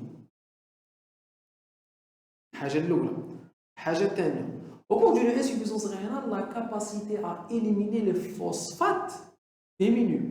La capacité à éliminer les phosphates diminue. Donc j'aurai une hyperphosphatémie, où le phosphate est plus influent que le calcium. Le phosphate, où il contrôle le calcium? Le calcium, où il contrôle le phosphate. Donc j'aurai une hyperphosphatémie et une hypercalcémie. Il y a beaucoup plus de phosphate que de calcium. Donc le phosphate va se lier au calcium et va se déposer. Et donc je peux avoir une hypocalcémie par hyperphosphatémie. Parce que l'hyperphosphatémie, elle s'accompagne presque toujours d'une hypocalcémie. Est-ce que vous avez compris? Donc l'insuffisance rénale aiguë et chronique, oui, c'est des causes d'hypercalcémie, mais l'insuffisance rénale chronique, elle peut causer des hypocalcémies. Soit par dépôt avec le phosphate, soit par diminution de la synthèse de l'enzyme alpha-1 hydroxylase. Est-ce que c'est clair? Allez, on essaie de terminer rapidement. Les étiologies rares, le syndrome lait alcalin, ou le syndrome de Burnett, ou le syndrome de buveur de lait. On boit beaucoup de lait, on a beaucoup de calcium. On a beaucoup de calcium et on a beaucoup d'alcalin.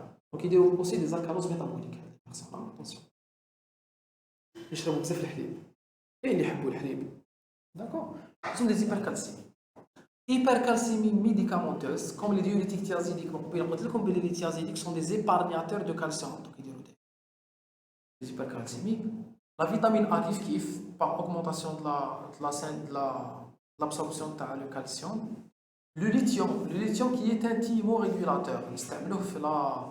Les troubles de l'humeur, la dépression, ou les accès maniaques, ou les troubles bipolaires. Lithium. Les sels de lithium. Où est le lithium? S'il vous plaît.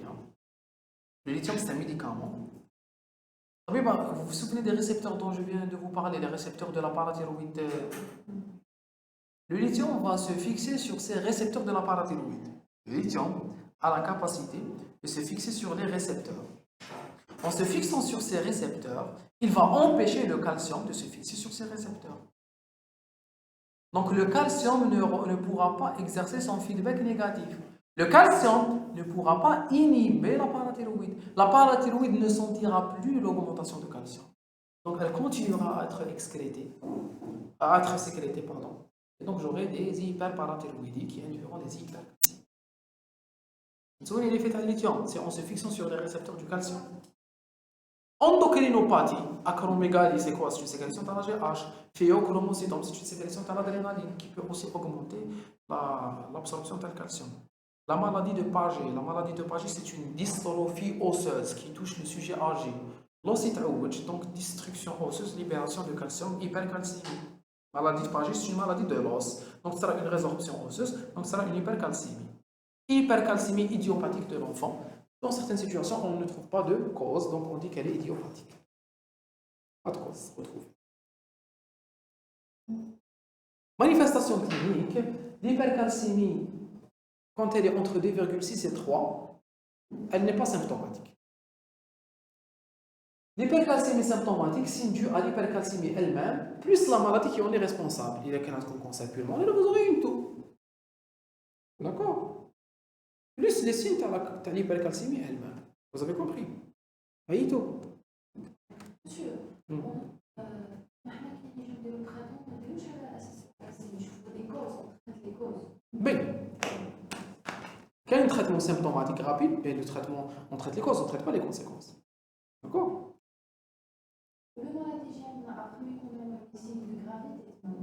Il a dit comme urgence, vous donnez des chélateurs de calcium, vous diminuez la calcémie. En fait, vous recherchez la cause et vous la trouvez et la traitez le plus rapidement possible. Ah, et les signes généraux, asthénie, fatigabilité, pourquoi? Parce qu'il y a une hypercalcémie, le taux de charge positive extracellulaire est très important. D'accord? Donc ça va aggraver la différence de charge positive de part et d'autre de la membrane. Donc ça va hyperpolariser la membrane et diminuer son excitabilité, diminuer la contraction et vous aurez une fatigue. Parce que la charge positive extracellulaire, c'est là. D'accord? Les signes neuropsychiques, troubles de la mémoire, somnolence, désorientation, dépression, confusion, psychose jusqu'au coma, tout ça c'est dû à la charge positive. Ça c'est au niveau des neurones, pas au niveau des muscles. Fatigabilité, c'est les muscles. Signe neurologique, c'est les nerfs, c'est les neurones. Signe neuromusculaire, fatigue musculaire, hyporéflexie. S'il vous plaît, hypocalcémie. On aura une hyperréflexie. Hypercalcémie, on aura une hyporéflexie. Signe digestif, anorexie, nausée, vomissement, constipation, ulcère, pancréatite.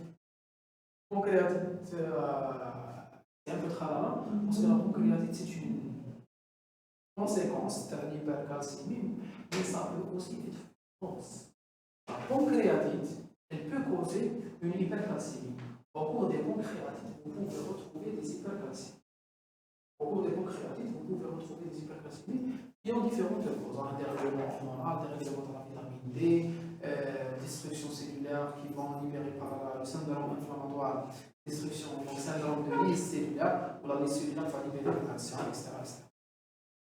Les signes cardiovasculaires, une hypertension artérielle, une bradycardie, un raccourcissement du QT et du segment ST, s'il vous plaît.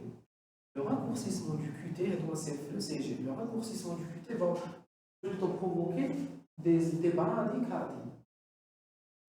Comme les flumus, c'est une hypoexcitabilité.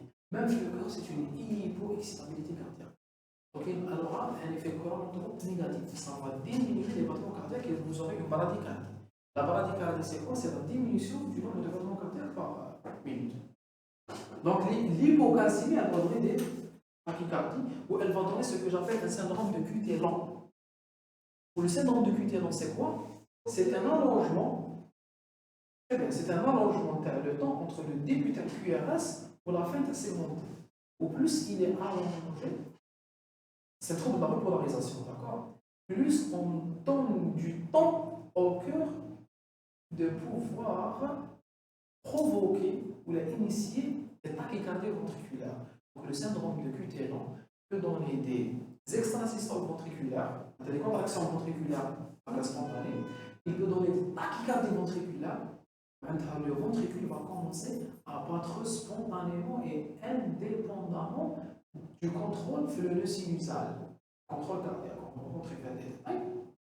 Ça peut arriver jusqu'à la fibrillation ventriculaire. C'est quoi la fibrillation ventriculaire? C'est de l'électricité qui arrive sans cesse vers le ventricule et qui ne lui permet plus de se contracter. Donc il tadja le cœur. D'accord? Vous aurez une insuffisance cardiaque aiguë, une mort. Il va mourir. Donc, avec le QT long. Et là, c'est le QT court, c'est l'inverse. C'est trop de repolarisation. Oui, il peut y avoir des manifestations. Que ce soit segment flippé, le QRS, et bien on ne va pas vous demander ça. D'accord? vous allez faire ça en endocrinologie. Les manifestations ECG, échocardiographiques, de l'hypocalcémie, de l'hypercalcémie, de l'hypocalémie, de l'hypercalémie. D'accord? L'élargissement de la cuillère basse, une onde T ample, l'inversion de l'onde T ou une onde T plate. لازم تقراو l'ECG. D'accord? Vous n'avez pas l'ECG, c'est ça? Non. لازم تعرفوا واش معناتها dépolarisation auriculaire, dépolarisation ventriculaire, واش معناتها trouble du rythme, trouble de la conduction, باش ديروا. Donc ne vous remplissez pas la tête avec ça pour l'instant. Les syndromes, un syndrome polyuropolydipsique, pourquoi? Parce que le calcium est un ion. Donc il a une capacité rencontique. Donc une fois la quantité de terre le sang, elle va augmenter les urines. Il va absorber l'eau avec lui. J'aurai une polyurine. Quand j'aurai une polyurine, j'aurai une polydipsie. Donc un syndrome polyuropolydipsique. Et les thiazes rénales. Voilà. Parce que parmi les constats des thiazes rénales, c'est les calculs calciques. Il t'adore le calcium. Il peut obstruer les piélons, ou les calices, ou les urétères, quand même les voies dans le haut appareil biliaire. Et donc il peut comprimer, obstruer la voie, et donc il peut conduire à une insuffisance rénale aiguë chronique. D'accord?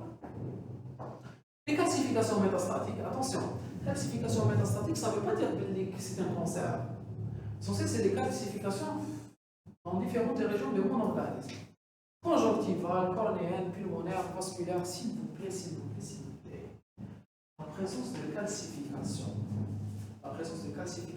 l'organisme, ça peut être un signe d'hypercalcémie, mais ça peut aussi être le signe d'une hypocalcémie. Il y a deux localisations. Bon, هذا كامل conjonctif, cornéenne, pulmonaire, des calcifications pulmonaires, ou les vaisseaux droits du calcium, il y a une hypercalcémie. Mais dans certaines situations, c'est au cours de l'hypocalcémie que je retrouverai des calcifications dans deux endroits. Premièrement, la cataracte. La cataracte. Vous connaissez la cataracte? C'est une opacification du cristallin. La lentille intraoculaire. Puisque moi, comme je ne sais même pas faire une la cataracte, c'est pas la peine de le la physiopathe. Si on a de la membrane, le calcium, à cause de l'hypocalcémie, donc ça va être l'accumulation de la plus le cristallin, ce qui fait qu'il y aura une opacification. La cataracte, c'est l'opacification du cristallin, ça va être le diabétique, ça va être le sujet âgé. Qu'est-ce que vous voulez dire? بعد يديروا عملية يحيوهم. C'est très fréquent. Des implants. Oui, c'est ça. Essentiel. L'hypocalcémie cause des cataractes. Pour la deuxième localisation, c'est des noyaux gris centraux. Vous vous souvenez des noyaux gris centraux? C'est tout là. Neurophysiologie, neuroanatomie. C'est des agrégats de substances grises situées à l'intérieur de la substance blanche. Substance nigra, striatum, pallidum, codé, putamen, Parkinson, hémibalisme, corée de Huntington, c'est tout là de problème. Donc les noyaux gris centraux, lors des hypocalcémies, il y aura des dépôts de calcium à l'intérieur des noyaux gris centraux. On appelle cela le syndrome de Farr. Le syndrome de Farr. Le syndrome de Farr. Farr. F-A-H-R. Syndrome de Farr. F-A-H. Et j'aurai même des signes de syndrome extrapyramidaux, puisque l'atteinte des noyaux gris centraux donnera des syndromes extrapyramidaux. Rapidement, le diagnostic, on doit le poser. Est-ce qu'il nécessite un traitement urgent? Puis, on va trouver la cause et la traiter. Allez, va-t-il qu'on puisque le calcium lié à l'albumine constitue 50% de la calcémie, on doit toujours corriger la calcémie pour voir si c'est une vraie ou une fausse calcémie. D'accord? Et s'il vous plaît, باش ما تتخلط طبيبه انت كنت تقولي من قبل اسكو يطلع ولا يهبط. كي يطلع l'albumine معناتها تطلع la quantité de calcium qu'il peut fixer. Donc une hyperalbuminémie مثل une hypercalcémie. ما تقوليش باللي كي يطلع l'albumine سيرتو ما واش فهمتكم على الH+ ولا NA+. ما تقولوش كي يطلع l'albumine يولي فيكسي اكثر الكالسيوم دونك تنقص لا فراكسيون ليبر دونك جيرو اون hypocalcémie. Non. Qui est l'albumine, une élévation de l'albumine va provoquer une hypercalcémie, fausse hypercalcémie.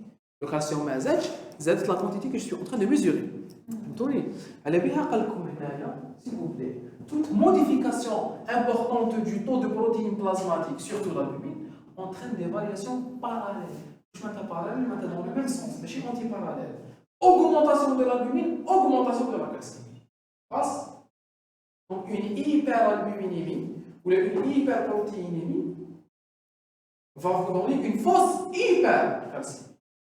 Voilà, une hypoalbuminémie va vous donner une hypocalcémie. ماشي hyper. ما يروحوش عكس بعضهم، هذا واش حبيت نقول لكم. يمشيو مع بعضهم في le même sens. D'accord? Le coût total de calcium il reste le même. Oui. Bravo. Le coût total du calcium ne change pas. تطلع l'albumine يجي بشويه من النص تطلع لك لا كالسيمي. alors que ما كاش باثولوجي. سي l'albumine qui est malade. ماشي الكالسيوم. فهمتوني؟ C'est vous qui êtes nerveuse. Ceux qui font ça. Je fais ça de la honte. Ils font les, comment on appelle ça?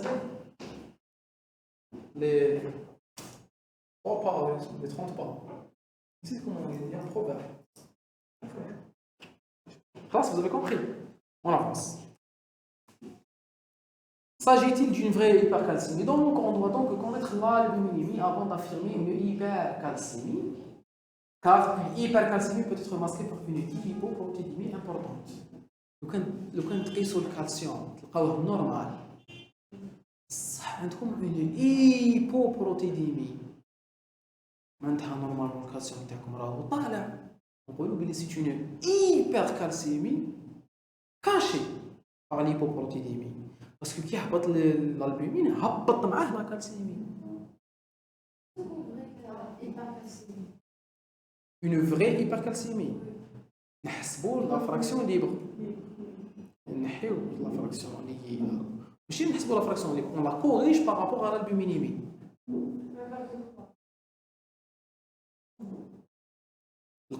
حسبت الكالسيوم لقيتو تالطو. واش ندير نحسب l'albumine. ومن بعد par rapport à cette albumine عندي des formules. Plusieurs formules ont été proposées pour obtenir une calcémie vraie.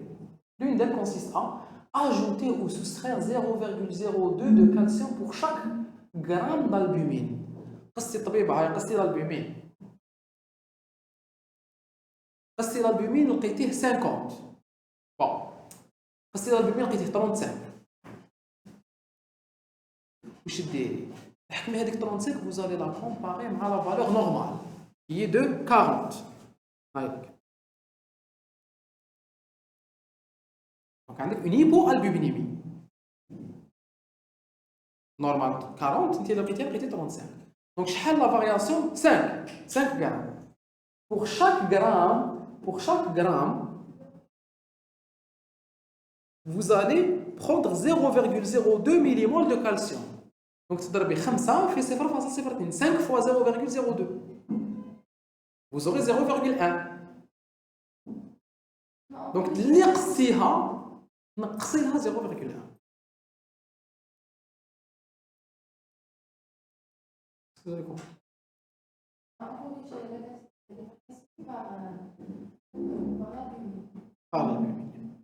D'accord.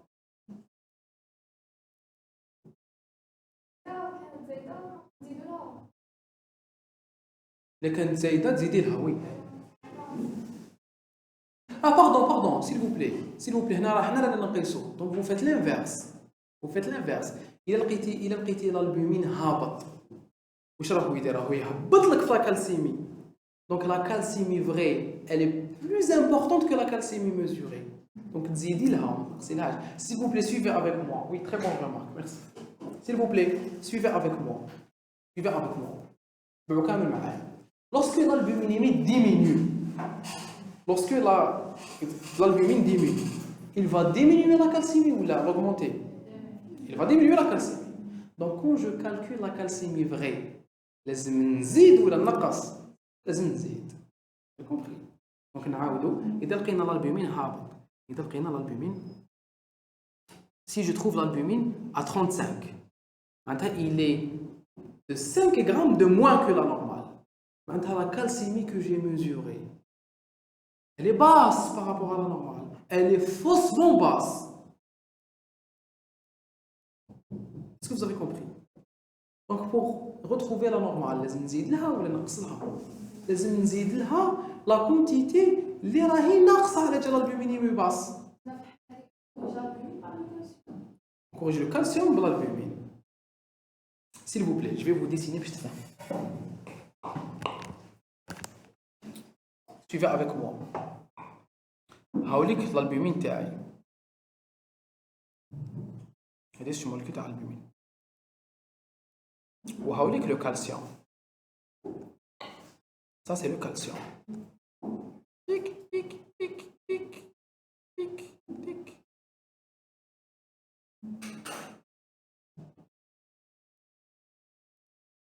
هذا c'est le calcium total. هذا كامل c'est le calcium total. Tout ça c'est le calcium total. Quand je mesure un œil, je mesure ça. Je mesure la quantité totale de calcium. Classe, quantité totale de calcium.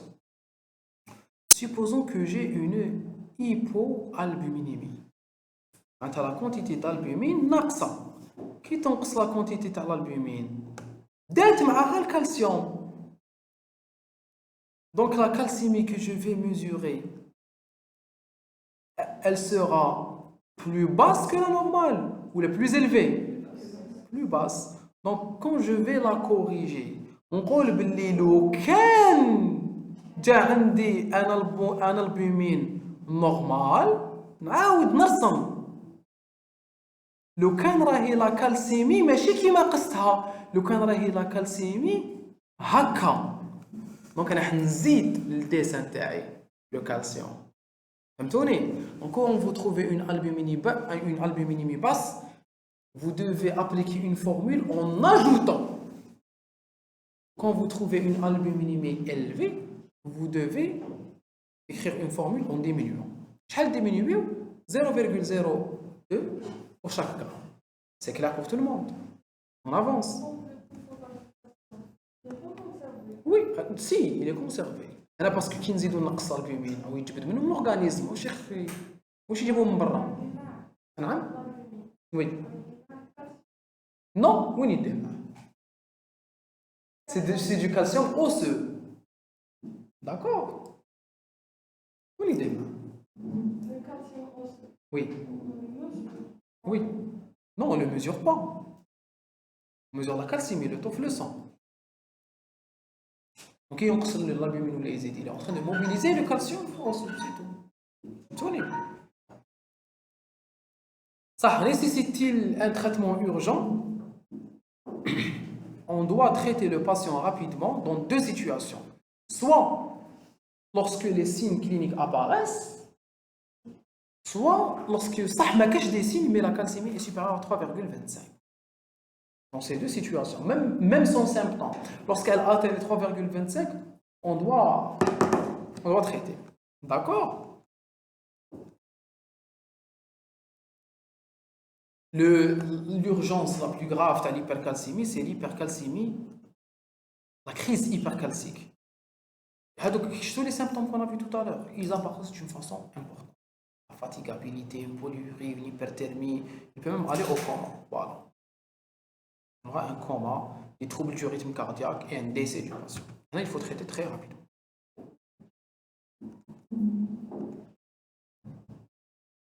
En traitant, après avoir traité, normalement on traite par des chélateurs de calcium ou là une épuration extra-rénale.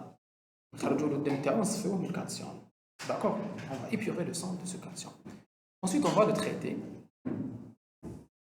Donc, on traite quoi? Les causes. Donc, on a soit les cancers, soit l'hyperparathyroïdite primaire. Selon les signes accompagnateurs, on va rechercher la cause et la traiter. D'accord?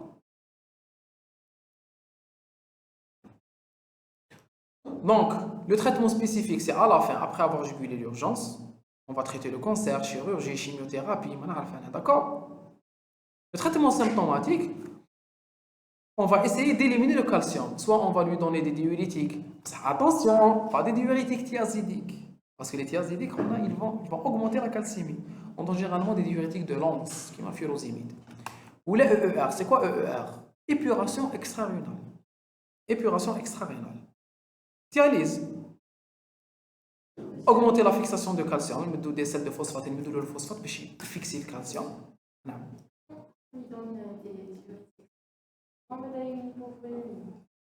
Si, on peut lui donner à la place du sérum salé, qui ne contient pas beaucoup de calcium.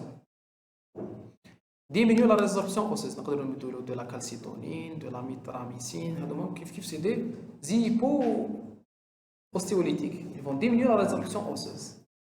Tout ça pour diminuer la calcémie. Le choix du traitement va varier selon la gravité de l'atteinte. D'accord? L'hypocalcémie maintenant, très rapidement, donc c'est tout en contraire. Lorsque la calcémie est inférieure à 2,1, donc la calcémie est normale entre 2,1 et 2,6. Fort, 2,6. Hyper, test 2,1, hypo. Une hypocalcémie vraie, kiff, on doit prendre le calcium ionisé. Pour éliminer l'artefact vers l'albumine, on corrige par rapport à l'albumine. D'accord? Parce que qui donne les signes cliniques? C'est la fraction ionisée qui نقصت ولا زادت, فهمتوني? Parce que c'est elle qui est biologiquement active. بصح كي تحسبوا نتوما كي تكوريجيو, quand vous corrigez par rapport à l'albumine, vous n'êtes pas en train de calculer la fraction libre. Est-ce que فهمتوني? La fraction libre باينه شحال, c'est تضربوا في 0,45. Corriger, vous êtes en train de corriger par rapport à l'albumine.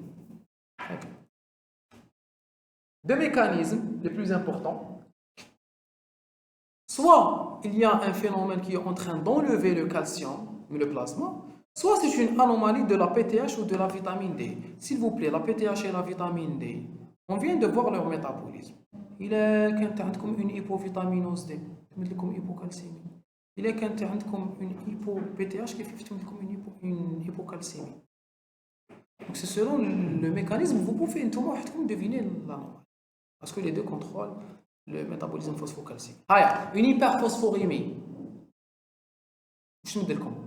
Hyperphosphorémie. Hypocalcémie. Donc selon le type du trouble, vous pouvez tout le monde me donner les signes. Anomalie de la fonction des parathyroïdes. Des hypoparathyroïdes par lésion anatomique. Une chirurgie, en général, c'est les postéroïdectomies qui n'ont la thyroïde, n'ont les parathyroïdes. Ou là, des fois, n'ont les parathyroïdes, أربعة. يقول لك نحيو زوج ونخليو زوج، donc certains في les adénomes. Et donc الزوج ils deviennent insuffisants. Tu as une hypocalcémie, place les signes, tu as une hypoparathyroïdie par rapport à l'hyperparathyroïdie. Absence de l'effet de PTH. C'est une résistance cellulaire à la PTH. Maintenant, malgré qu'il y ait la PTH, les cellules ne répondent pas. Anomalie de la sécrétion. D'accord? Au cours des hypomagnésémies, les hypomagnésémies vont provoquer une inhibition de la PTH. D'accord?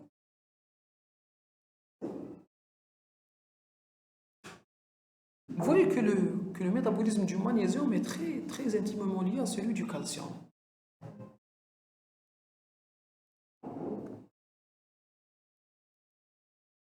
Au cours des hypomagnésémies, je peux avoir des hypocalcémies. Attention, s'il vous plaît. Les hypomagnésémies aussi peuvent donner des hypocalcémies. On peut c'est des hypocalcémies sensibles à l'apport du magnésium. Maintenant, quand je donne du magnésium, ça se corrige.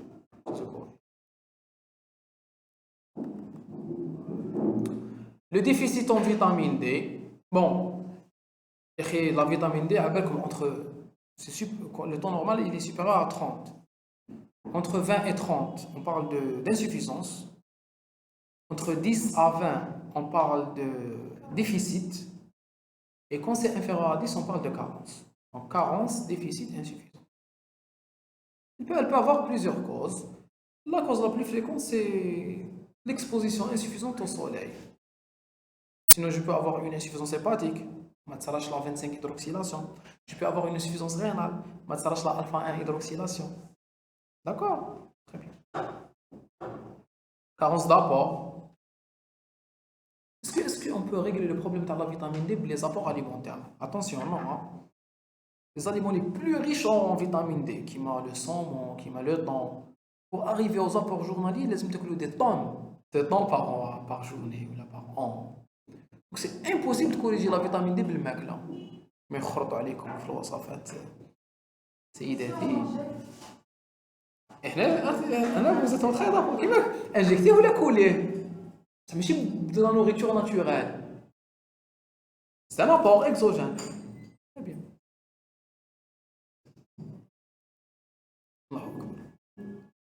كاين aussi un effet particulier c'est l'absence de l'effet de la vitamine D نعيطولو le rachitisme بكري l'insuffisance en vitamine D عند l'enfant.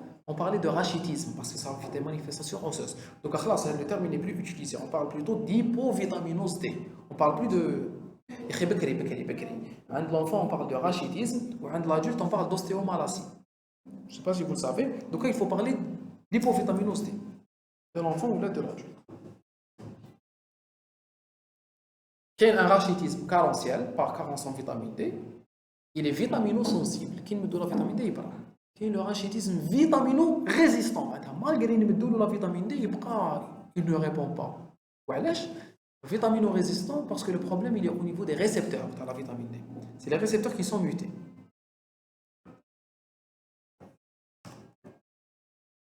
Très bien, soustraction. C'est le calcium, il est normal au niveau du plasma, mais il y a des anomalies qui sont en train de faire déposer le calcium. Principalement, c'est l'hyperphosphatémie. Parce que comme le phosphate qui est là, il va faire diminuer le calcium. Comment? En se déposant mal. On retrouve cela le syndrome de liste tumorale, qui est un cancer où le cancer il va commencer à exploser, les cellules explosent. Ils vont libérer le phosphate. Le phosphate c'est l'anion. C'est l'anion intracellulaire le plus abondant. Donc ça sera une libération excessive de phosphate. Le calcium se dépose à mal. Phosphate. Parce que le phosphore il est généralement présent sous forme de phosphate. Puis O3, 4. Puis O4, O1. Au cours des pancréatites aiguës, kiff. Pourquoi? Parce qu'il y a une lyse cellulaire. On va dire que la lyse cellulaire, elle va me libérer du phosphate, où le phosphate va chélater le calcium, et j'aurai des hypocalcémies.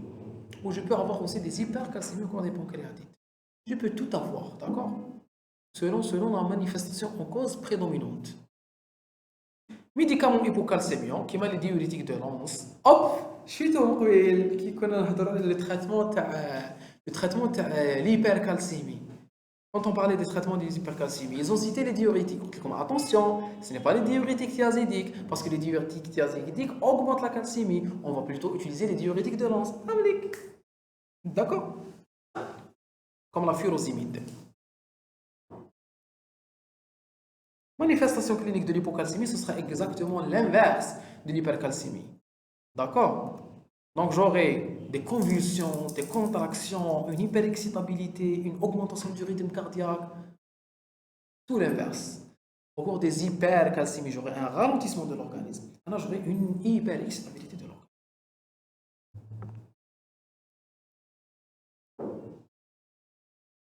Le diagnostic, kiff, est-ce qu'elle est vraie? Est-ce qu'il faut la traiter en urgence? Quelle est sa cause?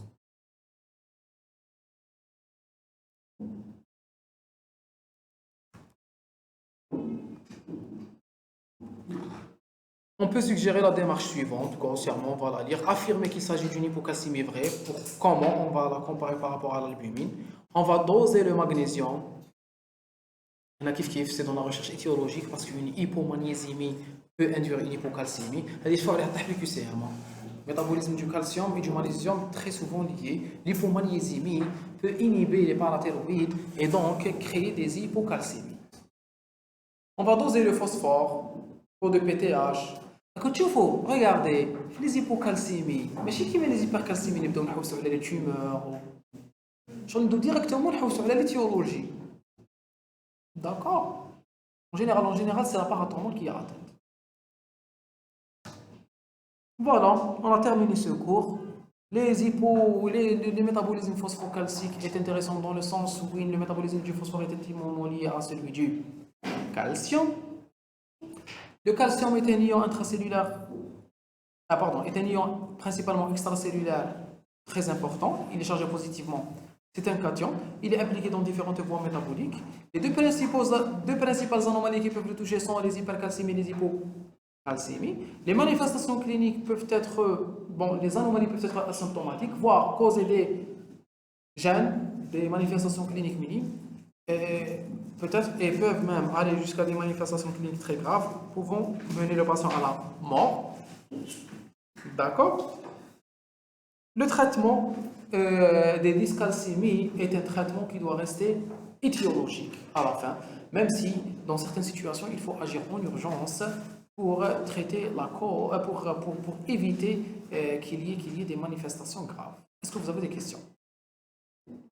Est-ce que c'est plus clair? Sûr.